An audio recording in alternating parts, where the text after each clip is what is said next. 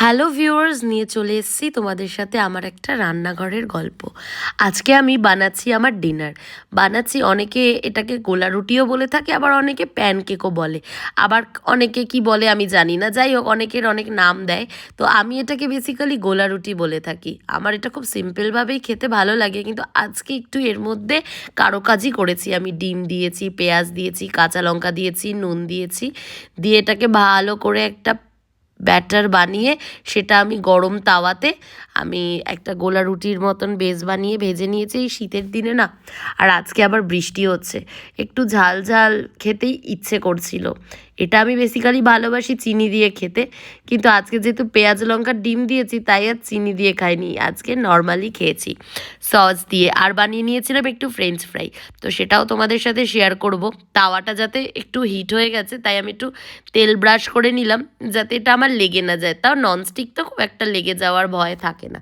আমি হাত দিয়ে দিচ্ছি, আমার কিন্তু খুব একটা গরম লাগে না, আমি বেশ এটাকে হাত দিয়ে দিয়েই করে থাকি, আমি মায়ের থেকে শিখেছি এটা। যাই হোক, তোমরা কে কে পায়েস, পাটিসাপটা, তারপরে পুলি পিঠে খেতে ভালোবাসো আমাকে জানিও। আগে আমাদের বাড়িতে পুলি পিঠে হতো, ভাজা পিঠে হতো, প্রচুর খেয়েছি। মায়ের এখন বয়স হয়ে যাওয়ার ফলে খুব একটা এগুলো বানানো হয় না। মাঝে মাঝে পায়েসটা মা ভালোই বানায় গুড় দিয়ে। তো বাড়ি ফিরলে মাকে সবার আগেই বলবো গুড়ের পায়েস আর কড়াইশুঁটির কচুরি খাওয়াতে। দেখা যাক কবে আমি বাড়ি যাই আর কবে গিয়ে আমি খেতে পারি। তো তোমাদের সাথেও আমি নিশ্চয়ই সেগুলো শেয়ার করব। আমার একটু ইরেগুলার ব্লগ হচ্ছে, তার কারণেই শীতে না জোরে মানে একদম জমে গেছি। তো আমি এই কর্নফ্লাওয়ার দিয়ে একটু কোটিং করে নিচ্ছিলাম। আগে আলুটাকে একটু হালকা বয়েল করে রেখেছিলাম, একদম হালকা, যাতে ভাজলে ব্যাপারটা নরম হয়ে যায়। তো তোমরা কে কে ফ্রেঞ্চ ফ্রাই খেতে ভালোবাসো আমাকে কিন্তু কমেন্ট বক্সে জানিও।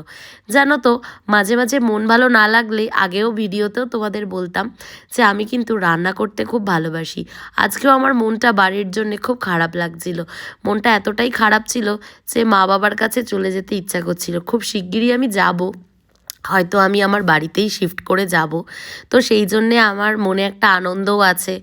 তো তোমরা আস্তে আস্তে সবই জানতে পারবে। আর আশা করি তোমরা যেভাবে আমায় সাপোর্ট করছো আমার এই ছোট্ট চ্যানেলটাকে, এভাবেই আমাকে সাপোর্ট করো। আমার খুব বেশি এক্সপেকটেশনস নেই, তবে হ্যাঁ, আমি ভিডিওগুলো ভালো ভালোই দেওয়ার চেষ্টা করব।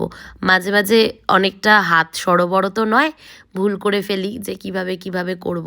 দেখো, আমার এখানে কিন্তু প্যানকেকটা রেডি। তো আমি এখানে ফ্রেঞ্চ ফ্রাইটা ভেজে নেওয়ার জন্যে তেলটা গরম বসিয়ে দিয়েছি। তো এই গরম কথা শুনে মনে পড়লো, আমার গরমকাল আগে কিন্তু ভারী ভালো লাগতো। মানে ফ্যান চালিয়ে শোয়া, বেশ 2-4 বার হলেও বেশ স্নান করা যায়, এসি চালিয়ে শোয়া যায়। কিন্তু এখনকার দিনে যা গরম পড়ছে, তার থেকে মনে হচ্ছে শীতকাল ভারী মজা। কিন্তু আবার শীত খুব বেশি পড়লে আমি যে আবার জড়সড় হয়ে যাই, আমার যে কিছুই ভালো লাগে না। কার কার শীতকাল ভালো লাগে আমাকে কমেন্টে জানি। কার কার শীতকাল ভালো লাগে আমাকে জানিও। আমার যেহেতু সর্দি কাশির ধাঁচ রয়েছে, শীতকালে আমার 12 মাসই হাঁচি কাশি লেগে থাকে, শীতকালে আমার একটু বেশিই হয়। তো যাই হোক, আমার কিন্তু এই মন খারাপের দিনে রান্না করতে খুবই ভালো লাগে। তোমাদের কার কার রান্না করতে ভালো লাগে আমায় কিন্তু জানিও। আর কার কার এই শীতে গরম গরম খাবার বেশ সার্ভ করে এনে দেবে। মটন বিরিয়ানি অনেক দিন খেয়েছি, তাই এখন আমি মটন থেকে দূরে আছি। তো এই দেখো, আমার কিন্তু খাবার রেডি। এদিকে রুটি আর এদিকে ফ্রেঞ্চ ফ্রাই। আর নিয়েছি আমি একটু ফ্রেঞ্চ ফ্রাই, কথাটা ভুল করে বলে ফেলেছিলাম। তো এই আমার খাবার রেডি। চলো, টাটা।